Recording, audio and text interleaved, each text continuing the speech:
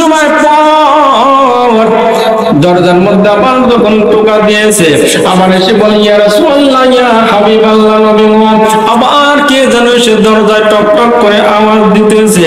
এইবার নবী রাহমাতুল লিল আলামিন ডাক দিয়ে বলতে, সাহাবীরে দরজার আড়ালে কে আছে তুমি কি দেখেছো? বলে না ইয়া রাসূলুল্লাহ আমি দেখি নাই।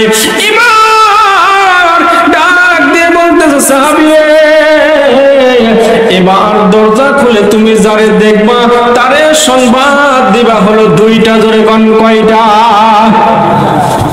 দুইটা দিতে কয়টা করে? এবার জোরে বলেন দুইটা। আবু মুসা আশআরী রাদিয়াল্লাহু তাআলা আনহু ডাক দিয়ে বলতেছে, ইয়া রাসূলুল্লাহ ইয়া হাবিবাল্লাহ দুইটা সংবাদ কি কি আপনি একটু আমারে জানা দেন। আল্লাহর নবী রাহমাতুল লিল আলামিন ডাক দিয়ে বলতেছে, আবু মুসা আশআরী রে প্রথমটা সংবাদ দিবা হলো দুঃখের, প্রথমটা সংবাদ দিবা হলো কষ্টের। জোরে কোন কিসের? এরপরে দুই নম্বর দিবা হলো জান্নাতের। জোরে কোন মারহাবা। এবার আবু মুসা আশআরী রাদিয়াল্লাহু তাআলা আনহু কয়, কার যেন কপালে যখন দুইটা সংবাদ চলে গেল, সর্বপ্রথম হলো দুঃখের, এরপরে হলো জান্নাতের। এই সাহাবীটা কি হবে আমি কিন্তু জানি না। এইভাবে বলতে বলতে বলতে বলতে যখন সাহাবীর কাছে চলে গেল, ইয়া রাসূলুল্লাহ সর্বপ্রথম এই সাহাবীকে দেখবো, দুইটা শুভ সংবাদ আমি কেমনে দিব?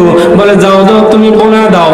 এইবার যখন দরজাখানা খুলে দিলেন, দরজাখানা খোলার পর দরজাখানা খুলে দেখতেছেন হযরতে উসমান জিন নুরাইন দাঁড়িয়ে আছেন। জোরে কোন মারহাবা। ডাক দিয়ে বলতেছেন, ভাই ওসমান তোমার জন্য দুইটা সংবাদ রয়েছে। এইবার ওসমান বলে, কোন দুইটা? বলে দুইটা, একটা হলো ভালো একটা হলো খারাপ। কোনটা আগে বলবো? আল্লাহর নবী যেই দুইটা বলেছে ওই দুইটা তুমি আমারে বলে দাও, কোনো অসুবিধা নাই। এবার আবু মুসা আশআরী রাদিয়াল্লাহু তাআলা আনহু ডাক দিয়ে বলে, এক নাম্বার হলো কষ্টের, দুই নাম্বার হলো জান্নাতের। জোরে কোন মারহাবা।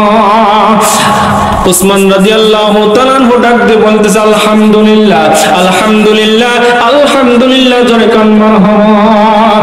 এবার আল্লাহর নবীকে গিয়ে বলে, আসসালামু আলাইকা ইয়া রাসূলুল্লাহ, আসসালাতু ওয়াসসালামু আলাইকা ইয়া হাবিবাল্লাহ। নবীজি সালামের জবাবখানা দিয়ে দিলেন।